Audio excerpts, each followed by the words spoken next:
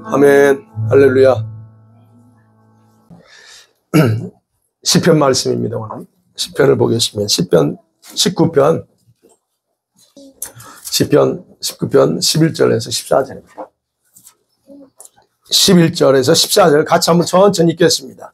시작. 또 주의 종이 이것으로 경고를 받고 이것을 지킴으로 상이 크니이다. 자기 허물을 능히 깨달을 자 누구리요. 나를 숨은 허물에서 벗어나게 하소서. 또 주의 종에게 고의로 죄를 짓지 말게 하사 그 죄가 나를 주장하지 못하게 하소서. 그리하면 내가 정직하여 큰 죄가에서 벗어나겠나이다. 나의 반석이시여 나의 구속자신 여호와여 네 입말과 마음의 묵상이 아멘. 아멘. 자, 오늘 금요일 날 계속 생각과 관련돼서 보고 원수가 우리 생각을 어떻게 이용하는가에 대한 부분을 지금 나누고 있습니다. 오늘 두 번째로 이 생각의 움직임에 대한 원리를 두 번째로 보려고 합니다. 여러분, 이 생각이라고 하는 기능, 이거는 굉장히 하나님께서 우리 인간에게 주는 굉장히 좋은 기능입니다. 그러면서 동시에 나를 지켜주는 청지기와 같은 기능이 바로 생각입니다. 여러분의 만약에 생각이 없다면 여러분 어떻게 될 것 같아요? 여러분이 생각이 있기 때문에 여러분 자신을 지키는 거예요. 그래서 생각을 통해서 저와 여러분의 삶을 선택합니다. 여러분이 미래를 선택할 수 있고 과거는 선택할 수 없어요. 미래를 선택할 수 있고 또 더 나은, 지금보다 더 나은 모든 것들을 선택할 수 있다는 거예요. 그래서 지금보다 더 훌륭하고 멋진 모습으로 내 자신의 삶을 이렇게 하겠다라고 하는 것을 우리가 선택을 통해서 만들어가는 거잖아요. 그냥 자동적으로 그냥 가는 게 아니죠. 우린 그 부분을 압니다. 더 나아가서 우리가 이 생각이 있기 때문에 하나님 견신할 수도 있는 거예요. 저와 여러분이 왜 여기 왔어요? 생각이 없다면 올 리가 없죠. 그러니까 생각의 기능은 그런 부분에서 굉장히 중요하다는 거예요. 그런데 문제는 제가 포인트는 뭡니까? 이 생각이 나 자신이 그 생각을 컨트롤할 수 있을 때만 이런 기능이 가능하다는 겁니다. 여러분, 내 생각을 내가 사용하는 것이 아니라 외부의 어떤 또 다른 생각이 나를 사로잡아서 만일에 그 생각에 이끌려 내가 끌려다닌다면 여러분 어떻게 될까요? 그러면 저와 여러분 더 이상 내가 주인이 아니에요. 나의 주인, 내 생각이 주인은 더 이상 내가 아니고 나는 오히려 그 어떤 생각의 노예로 우리가 이게 뒤떨어질 수 있다 하는 것을 우리가 계속 그 부분을 나누는 겁니다. 그런 부분에서 이 원리를 보는 거예요. 오늘 이제 두 번째, 지난번엔 두 가지 얘기 말씀드렸는데 오늘은 또 세 가지를 말씀드립니다. 그 중에 하나가 우리 생각이 뭐에 근거해서 움직이냐면 생각은요, 여러분의 상황에 맞게 찾아와 움직임입니다. 좀 쉽죠? 여러분의 상황에 맞게 찾아와요. 여러분, 생각의 움직임의 원리라는 게 뭐냐에 대해서 제가 말씀드리면 우리 뇌에서 작동하는 그런 걸 말하는 게 아니에요. 맞죠? 우리 뇌에 작동하죠? 그게 아니고 원수가 생각을 이용할 때 나타나는 움직임에 대한 원리라는 거예요. 생각은 내 건데 이 원수가 이 생각 어떤 걸 가지고 이용해. 그럴 때 생각의 움직임의 원리를 말하는 거예요. 그러면 여러분, 성경에 예수님께서 도둑이 밤에 언제 올지 여러분 아는 사람 아무도 없다고 그랬어요. 맞죠? 그리고 도둑이 언제 올지 안다면 그 사람은 바로 방비하고 준비할 거다라고 그랬죠. 그래 바로 우리 주님 재림에 대해서 말씀하시면 그랬어요. 그런데 역시 여러분, 우리들의 생각도, 즉 우리의 생각, 우리의 모든 삶을 지배하려고 하는 이런 어떤 생각들도 예고 없이 이 도둑처럼 찾아온다는 거야. 여러분 그거 아시나요? 어떤 생각이 갑자기 이 도둑놈처럼 딱 쳐다와요. 여러분 그거예요. 바로 그 부분을 얘기하는 거예요. 여러분 우리가 마음 중심에 무엇인가를 마음 중심에 두고 우리가 묵상도 하고 우리 같으면 묵상하고 뭐지? 주님 뭡니까? 라고 여쭤보고 묵상할 때에 따라서 성령께서는 어때요? 예상치 않게 응답도 주고 또 이렇게 뭔가 내적으로 음성도 들려주고 메시지를 줍니다. 그건 기정사실이죠. 그런데 여러분 이것도 아셔야 돼요. 이 원수마귀도 예상치 못하는 가운데 엉뚱한 생각으로 찾아온다는 얘기예요. 이걸 여러분이 구분하셔야 돼요. 네. 생각의 주인은 나입니다. 그리고 이 나일지라도 이 원수가 저와 여러분의 생각의 영역에 영향력을 행사할 수 있기 때문에 도둑놈이라는 거예요. 예수님이 요한복음 10장에서 도둑이 오는 건 그랬어요. 이 도둑놈. 여러분 도둑이 집 밖에 있을 때나 문제 안 돼요. 그죠? 아무런 영향력을 행사하지 않습니다. 도둑은. 그러나 여러분 집에 들어온다면 뭔가 흔적을 남기게 돼 있어요. 바로 그거예요. 그럼 이 도둑이 어떻게 여러분 저와 여러분의 생각에 도둑처럼 찾아올까 하는 거예요. 네. 여러분 이거예요. 원수는 저와 여러분의 생활, 행동 그리고 환경 속에서 기회를 찾습니다. 환경 속에서, 상황 속에서. 그러다가 여러분이 어떤 여러분 상황이 생겼을 때 찾아와요. 어떤 경우는 여러분 뭐랄까 들어올 사건, 이 도둑놈이 우리 집 안에 들어오려고 사건을 만들기도 합니다. 그런 어떤 상황을 만들어버려요. 그래서 들어오는 거예요. 그래서 이 원수는요, 자기들이 활동할 발판을 항상 만들어요. 그래서 우리가 그 부분에서 조심해야 돼요. 그래서 여러분, 이 원수가 그렇게 밖에서 이런 여러 가지로, 이런 발판을 만드는데 왜 그러냐면, 우리에게, 이런 일이 우연히 생긴 거라고 생각하고 발생한 거라고 아무런 의심하지 않게끔 그렇게 활동하면서 만든다는 얘기예요. 그래서 여러분 기억해야 될 것은 저와 여러분 삶 가운데 일어나는 일들은 우연히 발생한 거 없습니다. 우연히. 우연히 그러죠? 아니, 우연이라는 게 없어요, 여러분. 반드시 뭔가 있어요. 우리는 그 부분을 정확하게 인식할 필요가 있다는 겁니다. 자, 그렇게 되면 어떤 갑자기 사건이 터지거나 예상치 않은 일이 생기면 어떻게 합니까? 우리는 순간적으로 당황해요. 그죠? 당황하고, 그 일에 집중하게 돼 있죠. 그렇기 때문에 우리가 놓쳐요, 많이. 바로 그때 이놈들은 들어와서 별의별 생각을 다 우리 안에 쏟아줘요.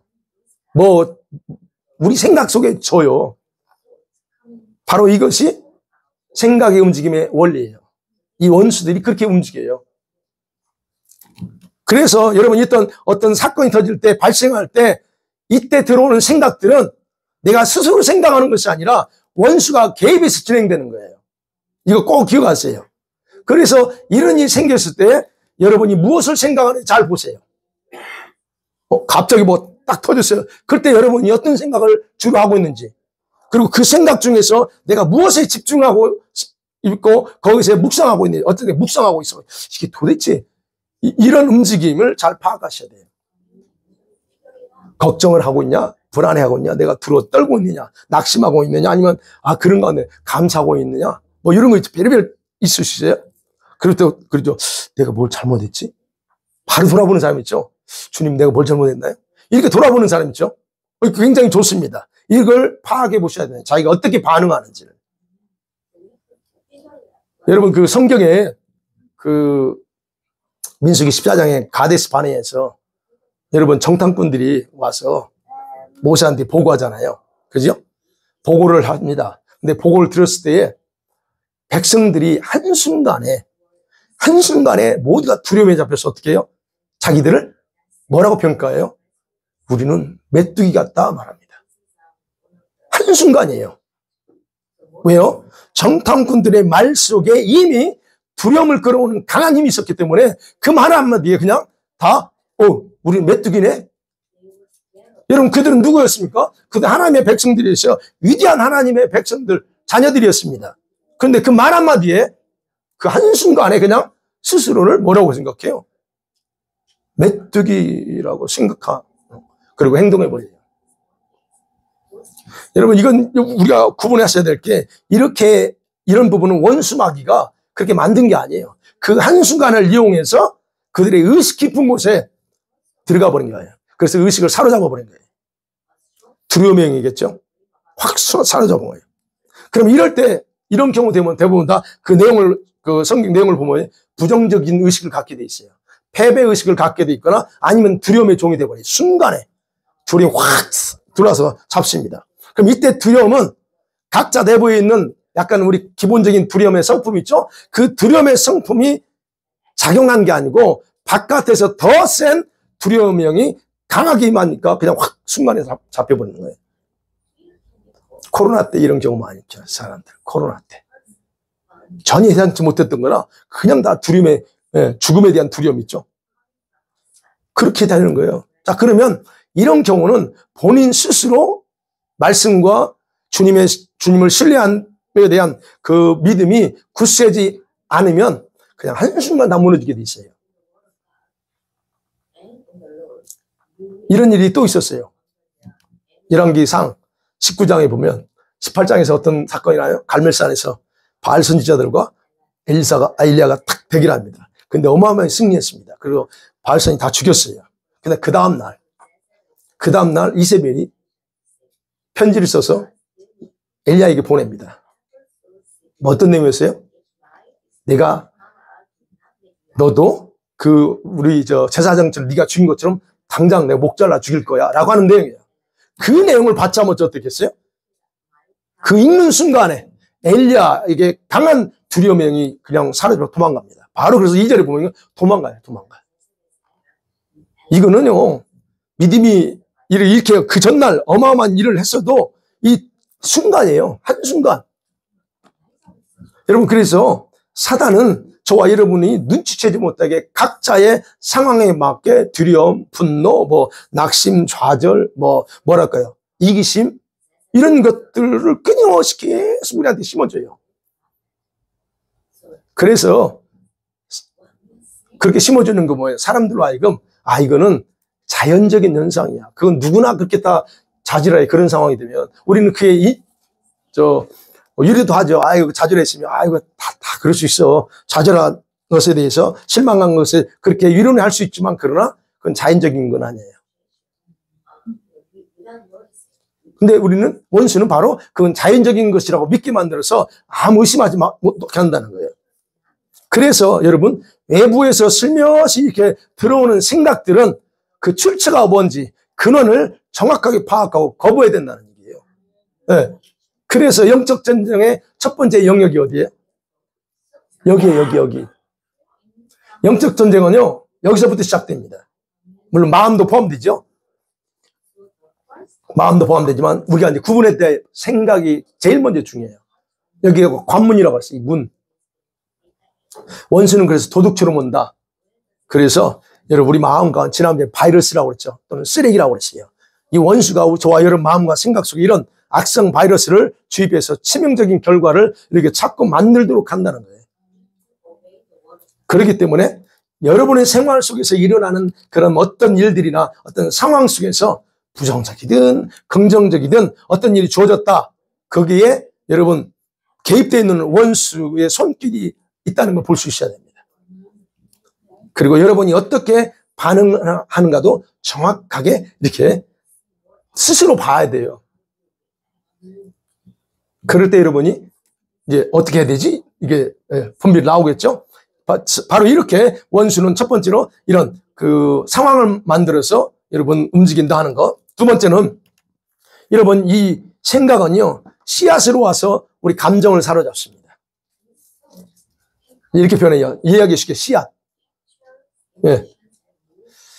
여러분 우리들에게 임하는 생각은 처음에는요 하나의 의견으로 올 수 있습니다. 하나의 어떤 인상으로 와요. 어떤 인상. 예. 아니면 어떤 객관적인 논리, 우리 너무 좋아하잖아요. 객관적인 논리적인 거. 그 객관적인 논리를 올 수 있고, 아니면 가벼운 취향. 이건 내 취향에 딱 맞네. 이런 취향일 수도 있어요. 그리고 그 모든 생각에 대한 주도권은 그러면 누구한테 있어요?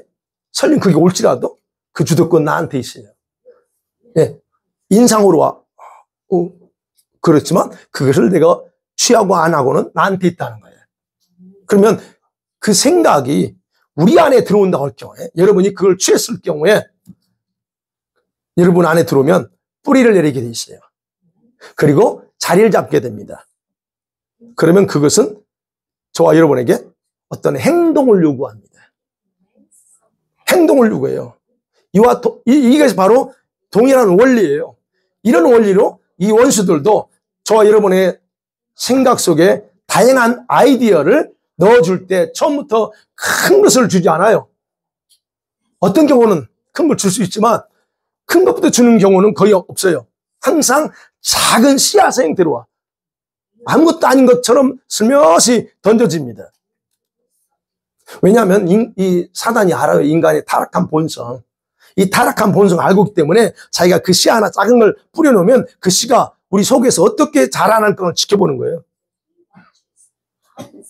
자, 그러면 그런 씨앗을 흡수해서 받아들였어. 그러면 이게 뿌리를 내리게 돼 있죠. 자리를 잡아요. 그럼 시간이 조금 흐르고 가면서 어떻게 돼요? 이게 우리의 감정으로까지 가요. 이게 문제입니다. 감정이 돼버려. 어떤 부분은 감정이 돼버려요. 그리고 어떤 성향으로 되고 그 사람이 성향으로 바뀌게 되고 어떤 사람이 욕구로 작용이 돼요. 이건 꼭 해야 될 욕구 있죠. 이걸로 바뀌어요. 그러면 그렇게 자란 씨앗, 그 자란 씨앗은 반드시 여러분 우리 속에서 자라면 그걸로 끝나면 좋은데 자라면 반드시 먹을거리를 달라고 요구합니다. 밥 줘 그럽니다. 우리가 여러분이 쉽게 이해할 수 있는 술 한잔 했어. 와인 한 잔 다 마셨어. 요즘은 뭐 다 와인은 마셔도 상관없다고 생각하는 게 너무 많으니까 저는 절대 반대하는 사람입니다. 그 와인일지라도 저는. 네. 자, 그러면 그걸 했어요. 그거는 반드시 나중에 또 다른 계속 그런 걸 반복하게 해요. 예를 들어서 담배도 마찬가지고 우리가 드라마를 예전에 봤다 생각해요. 드라마를 쓰고 한번 그냥 봤어. 근데 그게 나중에 그걸 원합니다. 그걸 원해요. 우리가 악하고 더러운 생각을 한번 잠깐 해봤어. 근데 이게 잠깐 해봤는데 이게 어느 순간에 또 다른 어떤 걸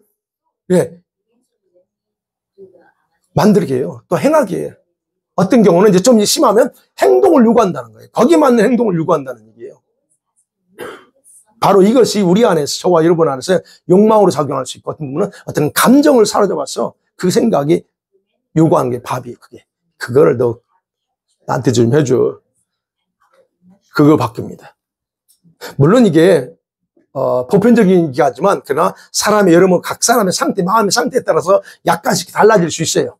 달라질 수 있지만 근데 거의 벗어나지 못합니다. 이게 생각의 중요한 원리 중에 하나예요.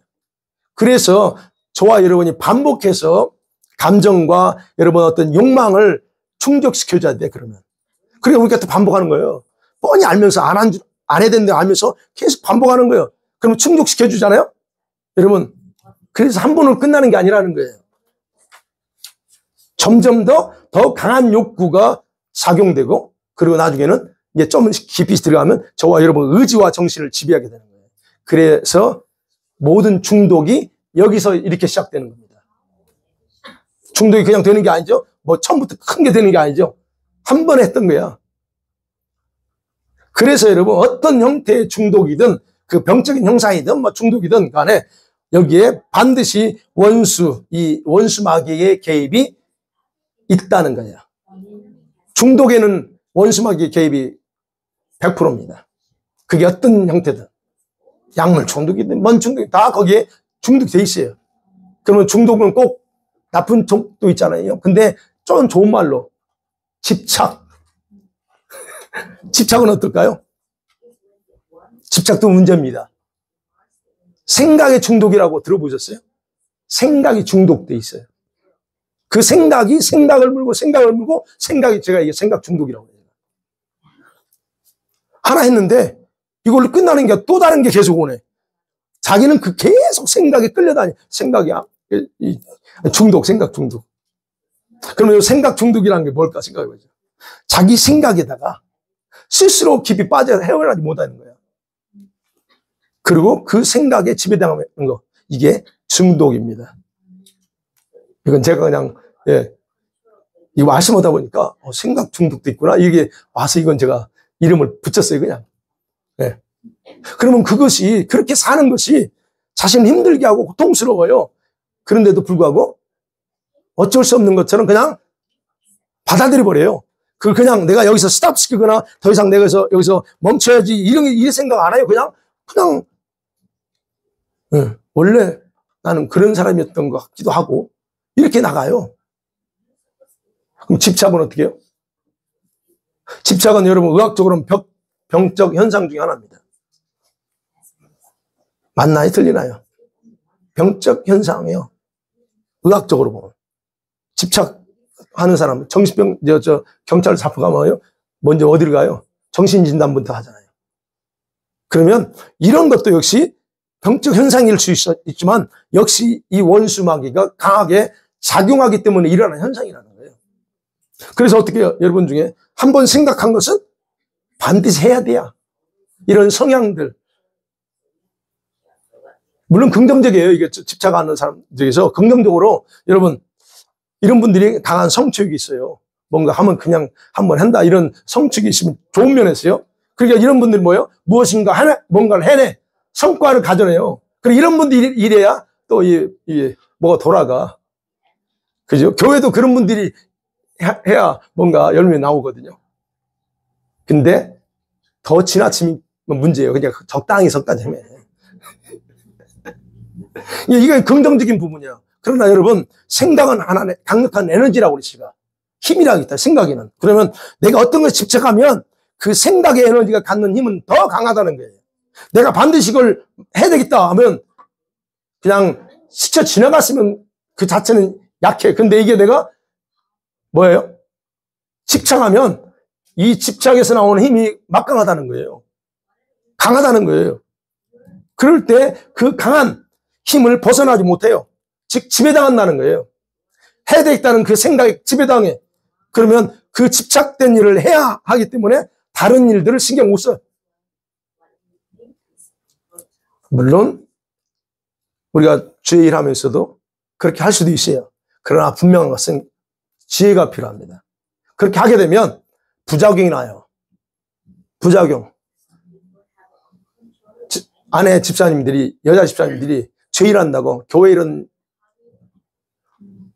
열심히 하면서 가정 하나 돌보지 않아요. 남편, 애들 그냥 나 주일하고 있으니까 알아서 해. 이거는 아니에요. 이런 부분들은 굉장히 부작용이에요. 그게 남편들이 예수 안 믿으려고 그러지. 안 믿으려고 그러죠. 누가 그래요? 우리 한국에서 옛날에 참 그걸 너무 많이 봤어요. 그러지 말라고 해도 그냥 그리고 교회에서 프로그램이 너무 많으니까 하는 사람만 시켜. 그죠? 여기도 그러죠? 하는 사람만 열심히 하니까 한두 개 시키는 게 아니야. 근데 문제는 그 가정, 내가 이제 신방 목사도 했으니까 알아요. 아이고. 전도하면 남편이 나 안 믿겠대? 왜 안 믿어요? 우리 와이프처럼 믿으면 나는 다시는, 절대 안 믿는데. 그거예요. 제가 얘기하는 거. 그게 올바른 게 아니에요. 부작용이에요. 근데 우리가 그런 부분에서 있다는 거예요. 그러면 봐요. 우리가 좀 이제 개인적으로 봐요. 우리 속에서 어떤 올라오는 분노 같은 게 있어요. 갑자기.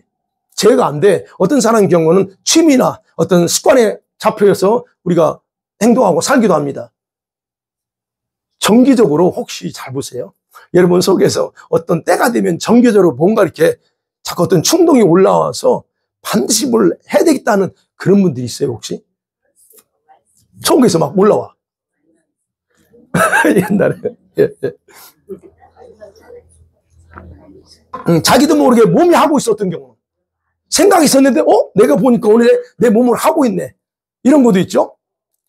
순간에 저질러 버리는 거예요. 물론 여러분, 좋은 취미, 열정, 이런 것이 나쁘다는 게 아니에요. 굉장히 우리에게 좋습니다. 취미 생활도 해야 되고, 굉장히 좋습니다. 그런데, 좋지 않는 충동과 습관이라면 절대 그건 좋은 게 아니에요. 네. 그 생각의 힘에 이끌려서 자신도 모르게 하고 마는 이런 거, 이거는 절대 좋은 건 아닙니다. 그럴 시간에 뭘 해야 돼요? 그럴 경우 시간 낭비하기도 하고, 어떤 경우 에너지를 낭비하잖아요. 내가 다른 데 쏟아야 될 거, 어떤 데 재정의 손해와 돈을 써버려요. 그런 것도 있어요. 안 그러면 또 사람과의 관계, 부부간의 관계가 금이 갈 수도 있어요.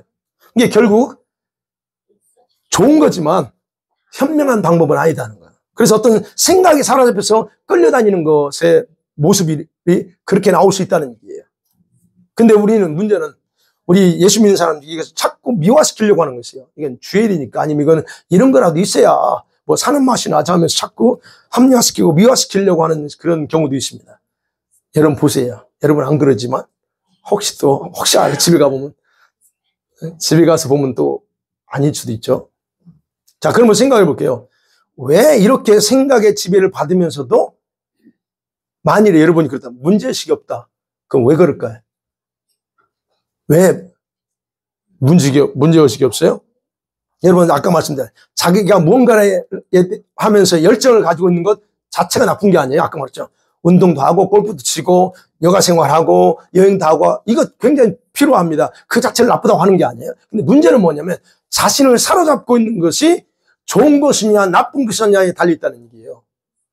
이게 우리가 일반적으로 사랑을 실천하고 전도하고 예를 들어서 이웃을 구제하고 또는 우리가 말씀대로 이게 살려고 하는 이런 부분에서 섬기고 봉사 이런 산다면 그건 정말 감사할 일이죠. 예, 진짜 항상 시도 때도 없이 나가서 한다면 그건 너무 감사합니다. 그런데 어떤 습관에 사로잡혀 있다고 하면 그것이 해악이라는 문제라는 얘기예요. 근데 그런 습관이 주님과의 관계에서 더 깊이 이끌어주는 경우는 거의 없어요. 여러분 운동, 골프 이게 나쁜 거 아닙니다. 저도 막 이 몸 관리해야 되니까 그냥 아링도 들다 왔다 해요. 운동해야 돼요. 내 몸 관리를 해야 되니까. 내가 살이 너무 빠진다고 그래가지고 살 좀 ጨ려고 그랬는데 배만 나와. 그래서 지금 내가 고민하고 있어요. 그럼 여러분 제가 운동하든 골프라든 여가 생활 해야 된다 그래요. 그러죠? 우리가 다 아는 것처럼. 근데 문제는 그거예요. 그런 여가 생활 또는 그런 어떤 골프나 운동 이런 것들이 지나칠 경우에 주님과의 관계에서 잘못된 습관이 길을 들면 주님과 관계에서 주님께 더 깊이 끌어주는 그런 경우는 거의 없어요. 골프를 예를 들어서 골프를 여러분이 좋아한다면 골프 치니까 너무 주님과 관계가 좋아져요. 주님은 골프를 칠 때마다 내 믿음이 더 주님을 더 사랑 이런 경우는 거의 없어요. 이게 문제는 여기서도 골프 치는 게 나쁘거나 죄는 아니지만 특별히 여러분 이 부분에서 그러니까 이런 것들이 주님께 더 이끌어주는 게 아니에요. 그럴 경우에 여러분 잘 분별해서 해야 된다. 그러면 주님께 더 이끌어주는 건 뭘까? 우리를 더 주님께 이끌어주는 건 뭐예요? 영적인 일이 아니면 그것이 아무리 어떤 것이라 할지라도 선한 여가 생활이라 할지라도 주님께 더 깊이 이끌어주는 건 아니에요. 근데 우리가 잘못 할 경우 이런 식으로 우리가 그런 생각이 끌려서 습관에서 잘못할 경우가 있기 때문에 이 부분을 조금 더 분별하셔야 돼요. 그럼 생각해 봐요. 우리가 무언가에 생각이 사로잡혀 있다고 할 때 그 이유가 뭔가를 조금 더 나눠보려고 해요. 그 이유가 뭐죠? 내가 사로잡혀 있습니다.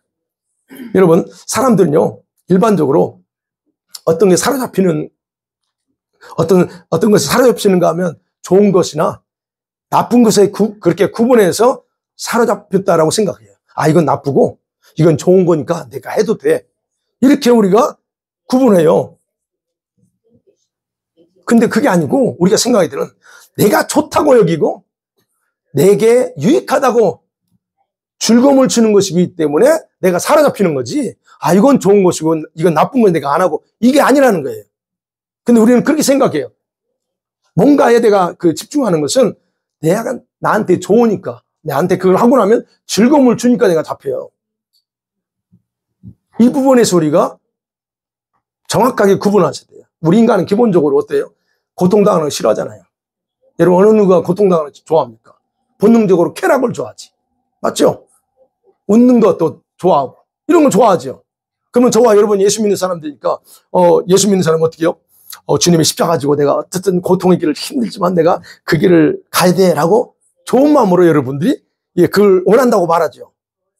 근데 진짜 원합니까? 진짜 내가 좋아서 그걸 원합니까? 십자가 길 주님처럼 내가 진짜 그 고통스러운 길을 간다고 말을 하는데 정말 그게 좋아서 가요? 본성적으로 그렇지 않아요. 우리 본성은 싫어. 그런데 우리는 그 부분에서 우리 예수 믿는 사람에게 학습이 됐잖아. 아, 우리는 그래도 십자가 져야 되고 자기 분해야 됩니다. 그러니까 그렇지만 이 본성, 육체 본성은 그걸 원하지 않고 고통스러우니까. 바로 이런 의미예요. 우리가 뭔가에 여러분 잡힌다고 하는 거는 내가 좋아하는 거, 나에게 즐거움을 주는 것에 잡힌다는 얘기예요. 그런 생각해 봐야 돼요. 좋아하는 것을 통해서 즐거움을 맛본다. 그러면 그것에 내가 길들여지고 점점점 사로잡혀 가고 있다는 거예요. 어떤 것에 내가 집중하고 어떤 것에 내가 이렇게 좀 이렇게 집착한다 하면 그게 내가 그런 상태가 돼 있다는 거예요. 그러니까 어떤 저와 여러분이 어떤 즐거움을 느낄수록 그것이 나를 사로잡지 즐겁지 않은데 이걸 내가 잡을 이유가 없단 말이에요. 그래서 우리가 그런 것들이 길들여지면서 거기서 주는 맛을 알기 때문에 나중에는 못 버리는 거예요. 포기를 못 합니다. 그래서 여러분 하지 않아도 되는 것 주변에서 말려도 꼭 해요. 그게 바로 거기서 주는 즐거움이 있기 때문에. 그러니까 결국 그런 길들여진 그런 맛을 십자가 앞에 끊어버리기 전에는 절대로 그거 바뀌지 않아요. 이 부분에서. 그러니까 여러분 우리가 알잖아요. 열심히 기도해요. 열심히 헌신도 합니다. 근데 가끔 그 맛이 기억나. 그거 하는 걸 때. 그래서 자꾸 기웃기웃거리는 거예요. 아, 저거 한 번 더 해보면 안 될까? 한 번만 더 좀 더 보면 안 될까? 내가 그 결론을 못 봐가지고. 드라마 결론을 봐야 되는데 결론 못 봐가지고. 자꾸 생각나는 거예요. 그 맛이 길들여져 있어서. 그러니까 여러분, 여러분 이것도 또 오해하시면 안 될 게, 제가 이 말씀드리는 건 그 습관이 죄냐 아니냐 말하는 게 아니에요. 죄냐 아니냐 이걸 여러분 생각하시면 안 돼요. 내가 여러분 무엇에 의해 지배받고 있느냐 이게 문제라는 거예요. 어떤 습관화된 생각이 나를 지배하느냐 아니면 난 이렇게 할 거야. 딱 여러분이 결정한 그 생각이 나를 지배하는 것이 그게 문제고 그리고 그것이 내 행동과 내 삶을 지배하는 게 이게 문제라는 얘기예요.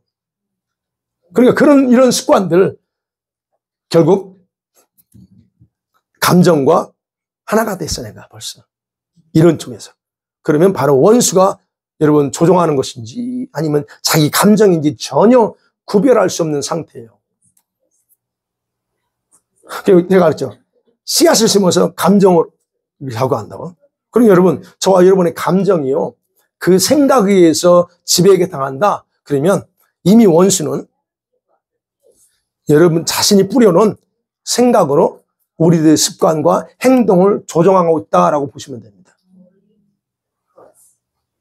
그래서 원수는요, 우리들 성격에도 개입돼서 활동하고 있다는 거 반드시 기억하셔야 돼요. 여러분 성격에도. 여러분 성격. 여러분 죄의 작용은요, 타락한 내 성격에도 해요. 아무리 여러분 성격이 온순하고 아무리 성격이 쿨하고 여러분 성격이 아무리 좋아도요. 그 죄가 작용한 성격 속에 원수는 반드시 있어요. 활동합니다. 그렇기 때문에 성격을 고집하는 것은 주님의 눈에 가시야. 내 성격이야. 웃잖아요. 사모가. 내가 옛날에 그렇게 고집. 내 성격이니까 제발 이거 바꾸려고 하지 마. 여러분도 그럴 거라면 내 성격이야 이거. 이 부분에서 부부 사이에 항상 이게 충돌 있죠. 근데 거기에 이 원수가 개입돼 있어요.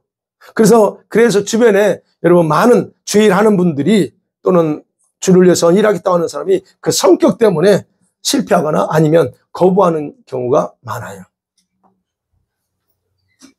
자, 그래서 어쨌든 이 생각은 이런 씨앗의 형태로 와서 결국은 감정을 사로잡아 이런 식으로 움직인다는 걸 좀 제가 길게 예를 들어서까지 설명했습니다. 그 다음에 마지막 세 번째는요. 여러분 생각은 항상 자기 중심적으로 움직여요. 자기 중심. 여러분 하나님이 타락한 우리 인간에게 타락 전에 결국은 우리 사람에게 다른 사람을 배려할 수 있도록 자신의 성품을 우리한테 그대로 주셨죠. 하나님 형상 성품요 주셨습니다. 근데 타락하면서 어떻게 됐어요? 그 배려하는 것, 상대를 배려하는 것이 결국 자기중심의 사고방식으로 움직이기 시작하는 거예요. 왜 내 중심으로 안 움직일까요? 여러분. 그래서 우리의 생각은 결코 지금은 우리 생각은요, 다른 사람, 타인을 먼저 생각하는 성향이 존재하지 않아요. 다른 사람 먼저 생각하지 않습니다. 여러분, 그런가요? 아침에 딱 일어나자마자, 오늘은 내가 누구에게 많은 사랑을 베풀까? 본성적으로 안 그런다는 거예요. 자기중심이야. 이 자기중심이 가다 보면 어떻게 돼요? 다른 사람에 대해서 그래서 이제 비난이든 아니면 흑백론리로 강하게 자기중심을. 강하게. 여러분, 흑과 백의 여러분 논리를 주장하면 어떻게 나와요? 나는 선한데 너는 왜 그러냐? 너는 왜 악하냐? 너는 왜 그렇게 그 정도밖에 못하냐? 라고 이렇게 자꾸 판단하게 돼 있어요. 그러면 그렇게 판단하는 흑백 논리가 기준이 누구예요? 나요. 나는 선하다는 거예요. 여러분, 그러니까 이런 것이 왜 나오냐? 생각이 자기중심으로 움직이기 때문에 결국 이런 결과가 나오는 거예요. 자, 이와 같은 여러분 자기중심적인 그런 생각은요, 그 사람을 성격화 만들어요. 성격화 시켜요. 그래서 그 일생을 지배하는 겁니다. 제가 이제 아까도 성격 얘기했죠? 여기서 성격 나옵니다. 여러분, 성격이 어떻게 만들어졌나 보세요. 자기중심적인 생각에서 다 만들어졌어요. 바로 이것이 사단이요, 한 사람을 일생 동안 지배하기 위해서 사용하는 가장 오래된 방법이에요. 성격화시켜요. 자기중심을 성격화시켜버려요. 우리 모든 인간 어떻습니까? 이 부분에서 그래서 거의 원수의 노예 상태나 다름없다라고 말해도 틀린 말 아니에요. 우리 다 노예예요. 이 부분에서. 바로 원수는 이런 성격들을 사용해서요, 사람들을 다양하게 조종하고 그 인생을 삐뚤어지게 만들었어요. 여러분, 성격이 좋다는 걸 어느 기준에 둬야 돼요? 그죠? 네. 우리가 또 성격 차이라는 말 들어보자. 결혼했는데 성격 차이 때문에 이혼했대. 에라이. 여러분, 성격 차이라는 말을 바꿔 말하면 뭐냐면 서로가 자기중심이 너무 강한 거 뚜렷하다는 거예요. 내 성격, 내 중심에 내가 너무 강해. 여기도 마찬가지야. 그리고 어떻게 해요? 안 맞지? 좋은 말로 성격 차이죠. 그럼 이건 세상 사람뿐만 아니라 우리 믿음의 사람은 어때요? 믿음의 남녀가 사랑해서 결혼했어. 그러면 자기중심의 생각에 성격을 고집합니다. 여전히. 그러니까 싸우는 거죠. 자, 이런 경우는 여러분 본인의 의도와 상관없어요. 그렇게 되면 어떻게? 결국 자기 독선으로 가게 돼 있어요. 그러니까 어떻게? 나는 옳은데 왜 당신 이래? 우리가 결혼 생활에서 가장 큰 문제 아니에요? 그래서 내가 옳다고 생각하는 것을 상대방의 그대로 카피하도록 만들어요. 이렇게 좀 해봐야, 제발, 이렇게 좀. 아니야, 왜 그렇게 하는데? 자꾸 강요해요. 그럴 가능성이 거의 100%입니다. 우리 청년들 결혼하면 반드시 그렇게 하게 돼 있어요. 왜요? 그게 자기중심으로 성격화되어 있기 때문에 그래, 모든 것 다. 그럼 만약에 이제 우리가 쫓겨보자고 이렇게 해서 결혼했어. 그러면 이런 경우 가족 안에서 여러분 너무 이런 일이 쉽게 일어나잖아요. 우리가 여러분 외부 사람한테 그걸 강요합니까? 아니죠. 저 사람이 혹시 또 그럴까봐 우리는 그렇게 안 합니다. 그런데 희한하게 네, 가족, 아내, 남편, 자녀들한테는 그렇게 할 수 있다는 거예요. 이런 그 자기중심적인 부분에서. 그렇게 되면 가정에서 아이들이 가장 큰 피해자입니다. 그럼 부모는 뭐예요? 가해자예요. 근데 문제는 우리 부모가 가해자라는 건 절대 인정하지 않아요. 왜 인정하지 않아요? 내가 너 싫어서 그런 게 아니야만 내가 사랑하고 내가 널 교육해야 됐기 때문에 이렇게 했다고 그래요. 왜곡된 사랑, 그게 왜곡된 부분이에요. 그거를 부모 사랑이라고 말해요. 물론 사랑일 수 있습니다. 그럼 문제는 뭐예요? 제가 말씀드린 이런 자기중심적인 것이 변질됐을 때 나오는 이게, 그러면 이런 왜곡된 사랑을 먹고 자란 자녀들이 성장합니다. 우리 그렇게 컸고요. 그러면 그 아이에게 어떻게 하나님의 형상이 만들어질까 하는 거예요. 우리 자녀들 키우잖아요. 이 자녀들이 하나님의 형상이 그 아이들 속에 어떻게 만들어질까? 나름대로는 최선을 다했어요. 예, 우리가 그 부분에서는 하나님도 인정하십니다. 최선을 다했습니다. 그런데 문제는 그 결과를 저는 이제 나타나는 부분을 제가 말씀드리려는 거예요. 이렇게 가요? 어떤 형상을 만들어질까? 그러면 외형적으로는 문제 없어 보입니다. 우리 아이들 여기 또 오늘도 왔어요. 와 있으니까 예배 드리고, 하나님대로 잘하니까 너무 아이들이 착하죠. 그죠? 이런 아이들은 어디가 있어요, 지금. 너무 착해. 아무 문제 없을 것 같아. 내적으로는 문제 없어 보여요. 그런데, 외적으로는 문제 없어 보여요. 내적으로는 이미 그렇게 자란 아이들은 조각조각 깨져 있는 자아가 있다는 거 발견해야 돼요. 자아가 깨져 있어요. 그래서 그런 환경에 사는 사람은 자존감이 나죠. 자존감이 낮습니다. 언어의 말에 노예가 돼 있어요. 부모의 말에 이미 어떤 부분에서는 딱 잡혀 있어요. 묶여 있는 상태예요. 네. 그래서 어떻게 해요? 그런 사람은 행동의 자유, 마음의 진짜 자유를 가지고 주님을 섬겨야 되는데 그런 자유가 아니고 억압의 상태로 변형돼 있어요. 이 몸의 자유는 있는데 내적으로 들어가 보면 억압의 상태예요. 벗어나지 못한 상태에 있습니다. 누구한테? 부모에게. 그러면 이렇게 내면과 의식구조가 만들어졌어요. 그렇기 때문에 자신도 모르게 다른 사람을 생각할 때, 여러분, 나와 다른 사람을 평가할 때 이해할 수 없는 부분을 볼 수 있잖아요. 나처럼 내가 배운 것처럼 안 되잖아요. 그럼 그 사람에 대해서 어떻게 말할까요? 심하면 비난할 수도 있고 정죄하는 마음으로 혼란을 겪게 돼. 내가 이거를 왜, 내가 배운 건 이건데 왜 이 사람은 안 그러지? 예수 믿는다면서. 이런 식으로 혼란을 겪게 돼요. 그리고 더 나아가서 그것만 있는 게 아니에요. 진리에 대한, 이 하나님 말씀에 대한 옳고 그름, 판단, 이것도 안 돼, 잘. 윤리적인 상황에서의 옳고 그름도 있잖아요. 이런 부분에서 판단 능력과 분별력이 굉장히 낮아요. 생각들이 자기중심으로 왜곡되게 작용한 결과예요, 그게. 그러니까 이런 가운데서 지금 우리가, 저와 여러분이 컸을 수 있고 지금 그렇게 살 수도 있어요. 자, 그래서 이 부분에서 대부분 그래서 자유하지 못한 가운데 평생을 살아가요. 그러나 예수 안 믿는다는 게 아니에요. 예수 잘 믿습니다. 근데 내적으로 들어가 보면 이게 깨져 있는 부분에서 회복이 안 된 가운데 그렇게 간다는 거예요. 그래서 가정을 이뤘습니다. 그래서 우리 아이들 낳았어요. 그럼 우리는 또 어떻게 키워요, 아이들을? 내가 받은 대로 그렇게 하는 거예요. 이런 부분에서. 그러니까 이렇게 왜곡된 자기중심으로 이게 조각조각난 이런 것이 치유되지 않고 있는 가운데 가정을 이루어 간다면 여러분 어떤 결과가 또 올까? 이제 우리가 돌아봐야 돼요. 내 생각에 자기중심으로 움직이면서 그렇게 한 결과가 어떤 문제를 가져왔는데 여러분요, 이랬을 경우에 가족 멤버들이 믿음 생활의 기쁨이 아니라 의무감으로 변질됩니다. 교회는 다녀요. 종교 생활로 변질될 가능성이 많아요. 즉, 신앙생활이 의무감이에요.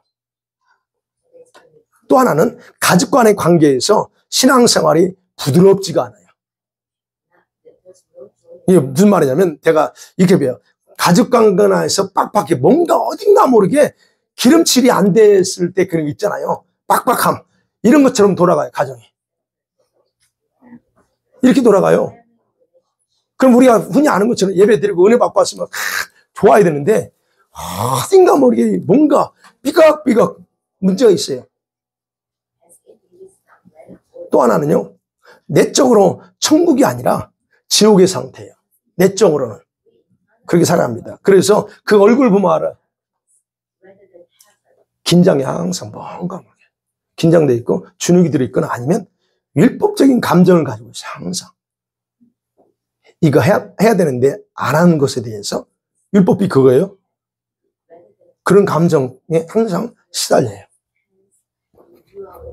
그다음에 네 번째는요, 이런 경우도 있어요. 그렇게 할 경우에 자신들의 신앙이 형식화되어 가면서도 그게 아무것도 아니야. 당연한 거야. 라고 생각하는 거예요. 지금 자기가 열심히 하고 있기 때문에 그것에 대해서 모르는 거예요. 못 보고 하는 거예요. 마지막은 이런 경우 있어요. 가족 멤버 중에서 영적으로 견디지 못해서 이탈하는 경우가 생깁니다. 아마 다 있을 거예요. 우리 집도 그랬어요. 우리 집도 그러잖아요, 지금. 이탈해요. 이런 결과가 결국 와요. 그래서 제가 우리 아이들 할 때, 지금만 보면 안 되고, 이 아이들이 그러지 않도록 해야 되는 부분에서. 어찌됐든, 이렇게 일그러진 이 형상과 내적 상태에서 우리가 결혼했어. 그리고 자녀를 낳아서 양육했어. 그러면 어떤 걸 물려줄까 하는 거예요. 여러분, 이런 것은 거의 대물림 하는 경우가 많습니다. 대물림에 나도 그렇게 우리 자녀들한테 그렇게 해요. 그렇게 돼. 내가 그렇게 배웠거든. 가게 돼 있어요. 바로 사단이 이런 자기중심적인 생각을 성격화시켜서 만들어낸 그런 가정의 실제 모습이 그게. 자, 이런 상태에서는요, 가정천국 이루기 쉽지 않아요. 심령천국, 마음의 천국, 그건 더 어렵고. 결국, 그래서 우리가 기억하셔야 될 것은 이런 자기중심으로 우리 생각을 이게 움직이는 그런 원리에 따라서 우리가 살고 있거나 살아왔다면 이 부분에서 우리는 하나님 앞에서 좀 무릎 꿇어야 됩니다. 하나님. 나 때문에 참 이게, 돌아보니까 아내도 힘들었겠고, 자녀들도 힘들었고, 지금 같이 신앙생활 하지만 저 자녀들의 모습에 잘못된 삐뚤어진 어떤 형상이 이런 것 때문에 만들어져 있다. 이런 것들에 대해서 한번 진솔하게 회개하셔야 돼요. 네. 왜요? 그 내적 상태는 지옥이에요. 묶임이에요. 이게 지옥이라는 게 여러분 고통만 당해야 지옥 아니에요. 그 상태가 지옥의 상태와 똑같아요. 감옥에 묶여 있는 거 똑같다는 얘기예요. 자, 그런 부분에서 세 가지. 그래서 이 생각은 이렇게 자기중심주의로 움직이는데 모르겠어요. 어제 그 저녁에 이걸 준비하면서 왜 이렇게 가는가? 뭔가 우리 각자에게 하나님이 하실 말이 있으면 있었던 것 같기도 합니다. 결론 맺어봅니다. 자, 여러분, 하나님의 성도들은요, 우리 생각의 움직임을 이용해서 사단이 활동하는 것에 대해서 정확하게 이해할 필요가 있다. 그렇다면 여러분이 이해하신다면 이제 봐셔야 돼요. 여러분의 실제 생활에서 그 상황 속에서 얘네들이 어떻게 여러분 앞에 움직이고 있는지, 또는 작은 씨앗의 형태로 온다고 했어요. 그러다가 어떻게 해요? 생각, 작은 씨앗 형태의 감정을 사로잡거나 어떤 부분 행동을 갖고 있는가, 이걸 보셔야 되고, 그리고 자기중심적인 성격이 어떻게 이기적으로 움직여서 결국 사단에게 이용당하는가, 이것도 파악할 수 있어야 됩니다. 오늘 본문의 말씀이요, 그 얘기예요. 다윗이 고백합니다. 다윗은 이렇게 고백해요. 하나님 말씀, 주의 종이 이것으로, 즉 하나님 말씀으로 7절부터 10절 말씀에 대해서, 율법에 대해서 말합니다. 주의 종이 이런 완전한 하나님 말씀으로 경고를 받습니다. 이런 거 경고를 받고, 그리고 그것을 지키면 하나님 앞에 상 받을 것입니다 라고 하는 것을 본인이 스스로 선언합니다. 그러면서 이렇게 고백하고 기도하는 거예요. 그러니까 결국 이 부분에 대해서 다윗이 얘기하는 것처럼 하나님 말씀을 통해서 우리는 경고받고, 그리고 그대로 지켜나가야 된다는 이런 생각을 가져야 된다는 거예요. 그래서 우리 생각을 지켜야 돼요. 그리고 다윗이 그러면서 12절, 13절에서 기도하는 게요, 내가 무엇으로 잘못할지 알지 못합니다. 맞죠? 우리도 마찬가지. 우리가 앞으로 살면서도 뭘 가지고 내가 잘못할 죄를 지 몰라. 다윗도 얘기합니다. 내가 무엇을 가지고 죄를 질지 잘 모릅니다. 어떤 순간에 내가 사단에게 당할지도 모릅니다. 그리고 때로는 내가 미처 깨닫지 못하는 죄나 아니면 순간까지도 주님 용서해달라고 자신의 연약함을 미리 예방하는 기도를 해요. 이게 12절 말씀이에요. 이게 좀 우리식으로 제가 풀어 말씀드린 거예요. 예방 기도하는. 주님, 내가 언제 어떻게 넘어질지 모릅니다. 그러니까 나를 순간순간 죄를 진다면 용서해 주시고 죄 짓지 않던 걸 붙잡아 달라. 이런 예방 기도가 반드시 우리에게 필요합니다. 그리고 13절에서는 그 얘기하는 거예요. 다윗이 고범죄가 뭐예요? 알고도 넘어지는 죄예요. 알고 있어 이게 하면 안 된다. 알고도 넘어지는 죄를 짓지 않게 해달라고 기도합니다. 그게 13절이고, 그러면서 그 죄가 더 이상, 주님, 더 이상 나 자신을 추정하지 못하게 해주세요라고 기도해요. 이거는 뭐예요? 여러분, 성령님이 직접적인 개입을 위한 기도입니다. 주님, 내가, 또 각자 약점이 있잖아요. 그것에 넘어질 수 있습니다. 그러니 주님, 내가 이런 것에서 넘어지지 않도록 주님, 나를 성령이 깊이 갸바하셔서 날 강하게 붙잡아 달라고 그런 기도하는 것. 이 기도가 지금 바로 우리가 본 내용이에요. 그러면서 하나님, 내 입의 말과 마음의 묵상이 하나님께 연락되기를 원한다라고 말씀해줘요. 여러분, 이런 실제적인 기도를 통해서 저와 여러분의 생각을 지켜나가야 됩니다. 그리고 지금 잘못되었던 어떤 그런 부분이 있다면 오늘 이 시간에 다시 한번 주님 앞에 용서를 구하면서 다시 우리 생각을 이게 좀 처리하며 나갔으면 좋겠습니다. 자, 이 시간에요, 기도하는데요, 성령님, 더 이상 생각을 이용하는 사단의 속임에 당하지 않도록 나를 지켜달라고 해서 기도하시고, 하나님 말씀의 권위 앞에 생각을 복종하게 해주세요. 이 말씀이 권위 앞에 우리가 복종해야 되는데 주님 복종할 수 있게 해주세요. 그리고 하나님 말씀이 내 생각과 모든 생각의 통로 있어요. 여러분의 생각의 통로, 이 생각의 통로 속에 주님 풍성하게 좀 하는 말씀을 부어달라고 기도하시고, 그 다음에 이제 우리가 또 뭐 해야 돼요? 밴쿠버에서 연말 우리 하나님 특별히 교회들이 안전하게 무너지지 않도록 위해서도 기도하시고, 주님 특별히 다음에 오는 어떤 질병들에서 우리를 지켜주시달라고 분명히 하나님 지켜주시지만 그런 것도 위해서 기도가, 아이들 건강을 위해서 기도하고, 또 우리 밴쿠버 좀 깨어나도록 위해서 기도하고, 한국을 위해서도 기도하고, 이스라엘 팔레스타인에 위해서 기도하고, 또 선교사님들이 기도하고, 하나님께서 이 올해 가기 전에 오늘 받아야 될 것들이요 다 주실 거니까 사모하면서 받으세요. 기도하시면 예수님 나한테 주실 게 뭔지 모르지만 다 주세요 하고, 그 다음에 이런 기도에 제가 계속 주님, 예수님, 제가 뭘 하기를 원하십니까? 내년에 내가 이렇게 할 계획이 아니고 예수님 어떤 거 하기를 원하십니까? 그 뭐예요? 제가 순종하고 싶은 마음이 간절하니까 그런 기도를 여러분이 하시면서 주님 그러게 되면 조금 더 여러분이 응답받거나 주님이 가르치시는 것이 더 빠를 거예요. 주님 뭐 하기 원하세요? 내가 어떻게 하시면 좋겠어요? 뭐 주님의 뜻이 뭡니까? 이게 질문 잘못했다고 했죠? 내가 뭘 할까요? 라고 하는 거로 나가기 원합니다.